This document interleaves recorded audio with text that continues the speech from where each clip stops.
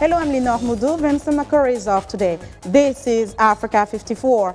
The administrator of the U.S. Agency for International Development, Rajiv Shah, and other senior U.S. officials testified before a congressional panel Thursday about the international reaction to the Ebola outbreak in West Africa. Shah called on Congress to approve President Obama's request for $6.2 billion in emergency funding to combat the deadly disease. VOA Cindy Saine reports from Capitol Hill. As the suffering in Liberia, Sierra Leone, and Guinea continues, with some 3,000 active cases of Ebola reported now, the House Foreign Affairs Committee praised the U.S. response to the crisis. But some lawmakers accused the World Health Organization of incompetence, including Ed Royce, the Republican committee chairman. He warned that the world still has a lot to do. What has worked in the past to block Ebola, obviously, is breaking the chain of transmission.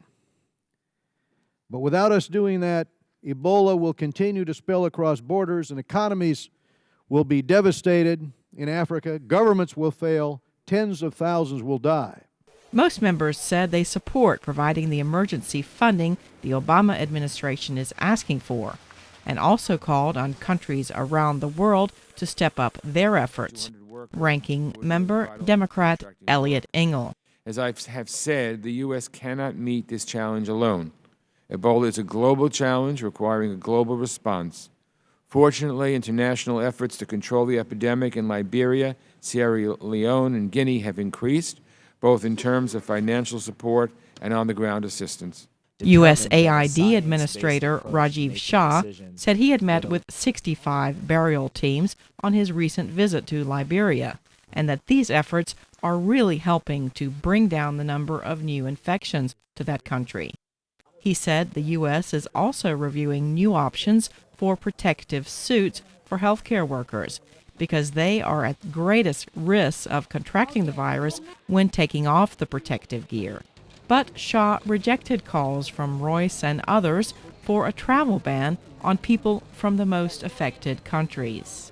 And I think we're convinced that America is the signal decision maker. If we isolate these countries, the rest of the world will isolate these countries, and that will create a much different epidemic curve, and we'll all have to come back here and discuss how are we going to handle many, many, many additional cases than what we're looking at now.